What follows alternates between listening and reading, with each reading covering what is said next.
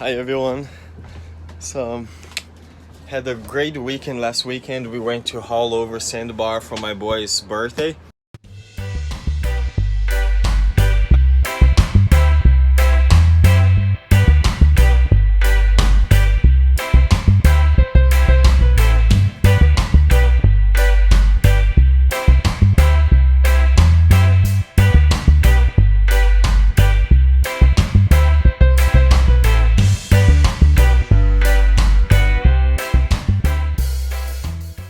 So he's really a snowbird, so he came down here just to celebrate his birthday. But every winter he comes down here. In summer he stays up in some property that he have up north. So it was a great weekend, but on the way back home, like my port side engine kind of stumbled a little bit, like he misfired, like I almost flooded, which it had happened to me probably 2 weeks ago, where I was going down the channel and my port side engine completely flooded, right? All of a sudden she went I came out of throttle, went to pass under a bridge, and then the engine stumbled and died, right? So good thing I have two engines, so I just kept going to a safe spot, stopped there, went to check. I looked the main things that I thought it could be, and then I opened my carburetor up and it was full of fuel, right? So the engine was flooded out. So my analogy of it was that my needle inside of the carb got stuck open, where consequently end up flooding the engine. So since then, I just hit once I saw that, I just hit the top of the carb with my screwdriver lightly, not to damage anything, but to let the needle loose. So I did that, and of course, I put the boat with full throttle, which that's what you're supposed to do when you flood it. You put it on full throttle, you hit the key a couple times, and if it's flooding the problem, she will start, because that amount of air will clean everything up and she will start. So I did that, so I went 2 weeks with no problems, right? So last weekend coming home, she kind of stumbled a little bit. I lowered the RPM, and then she went back to normal. I guess the needle freed up. So what I'm gonna do today is I'm gonna take my carburetor out and I'm gonna clean it all up and put it back in there. Let me show you guys this, right? I usually, I probably do service on this boat way sooner than I actually need. I'm always doing stuff that I probably didn't have to do it. But I'll show you guys, right? Look at this. It's look how much dark stuff, it looks so nasty. No wonder my needles are getting stuck. That stuff builds up so freaking quick. Look at that choke. So yeah, I'm gonna open her all up, clean it, and I figured both of these carburetors are the same age, right? So the needles and everything on the other one was pretty good, so nothing wrong with them. I just had to clean it, and I cleaned it, and since I cleaned it, that engine been running a puppet.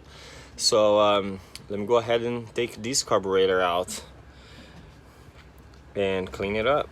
And taking this off is not all that big of a deal, so you got 4 bolts, right? 2 here, 2 on the back, and then I have an electric choke, which is literally just a red and a black wire connected to it, and the black wire is actually grounded to itself, so no big deal there. And then just the spring on the back here and the throttle, and that's pretty easy to come out.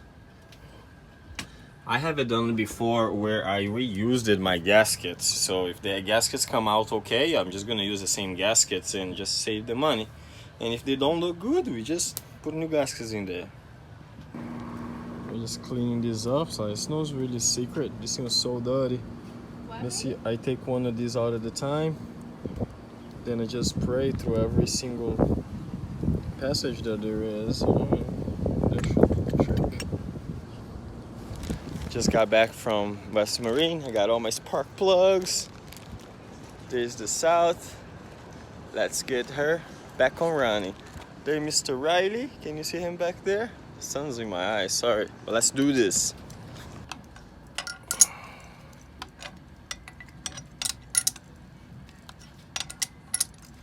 I just installed everything back, so everything's back in there, and also cleaned my flame arresters. Also, one thing that's very important is to keep these flame arresters like clean, super clean, right? They cannot have any restriction whatsoever, because if you really think about it, like the fuel pump does not actually pressure inject fuel inside of the engine, right? The fuel pump, all it does is fill up the 2 chambers on each side of the carburetor, and then once it's full, the floats you know, pushes the needle, and the needle shut off the gas, right? So, and the way that the gas goes inside of the engine is by the amount of air and vacuum that is being produced by the engine combustion. So as the pistons goes down, you know, it brings in air. By bringing in air, you know, it pulls air from here, and as the air passes by, it pulls gas from the chambers into the engine, creating the combustion, right? So, you know, if the flame arrestor is dirty, then it's gonna be the vacuum is gonna be different, causing to pull more gas than it's supposed to. So therefore, if your flame arrestor is dirty, now you're already spending more gas, you're getting all your spark plugs dirty, you are, you know, the engine is running too rich. It's just nothing good comes out of it. So it's very important to keep your flame arrestor squeaky clean. It's like so important to always, you know, keep a close eye on your engine, right? If you're like someone like me that, you know, do preventive work so you don't get stuck out there, you know, I like to make sure that this boat is bringing me home. So look at this belt is only 2.5 months old. I looked at the receipt, I bought it 2.5 months ago, and the belt needs to be replaced. Now, if I didn't see that cracked belt, it was gonna bust out there, and you know, it's kind of embarrassing, right, when your boat breaks down. But see, like, it's minor thing, easy fix. I'm just gonna put a new belt there and the problem is gone. But if I didn't see it, how am I gonna fix it, right? So yeah, very important to keep up with it.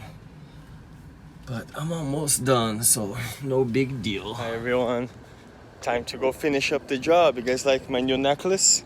Okay, it's not a necklace, it's my belt that I showed you guys earlier that is messed up. So I'm gonna go install that, finish up all the little things I have to do, and get this boat out on the water. Let's do it, right? All right, let me put this boat closer. Because see, she's on the whips, she gotta get closer.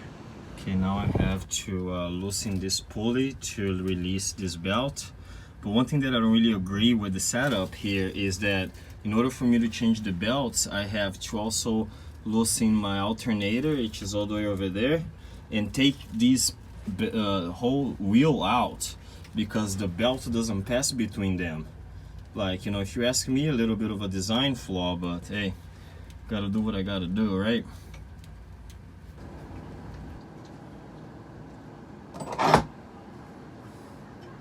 Now, this is something to be disappointed about. You know, this is my new belt. It's the old one, but shame on the manufacturers, man. Look at this. This belt is literally 2.5 months old, and it's like cracked all over the place, you know, like look at that. See, 2.5 months old belt. Some shit, huh? All right, I installed everything. Everything's back where it's supposed to be. Show you guys. So I got my vacuum gauge over there. Yeah, baby. Right now I'm on 18 and clicking above 18. I haven't changed the spark plugs yet. I was gonna do that, but as of right now it's alright, so I'm just gonna leave it. But yeah, that's good enough for now. Another service done. Now let's take it for a spin, right? So that was it, guys. All it took for the engine to stop flooding was for me to clean up the carburetor, clean up my flame arrestor. Took her for a ride. She's running great now. Simple, easy fix. Doesn't take an expert to do it, and it gets the job done. So if you have any comments or anything to say, maybe I've been doing something wrong, anything that you like to say at all, just comment below. And if you're not subscribed, please subscribe to help out the channel, and so you can keep up with my problems and where else we go to have fun around Florida. So thank you for watching, guys, and I'll see you guys next time.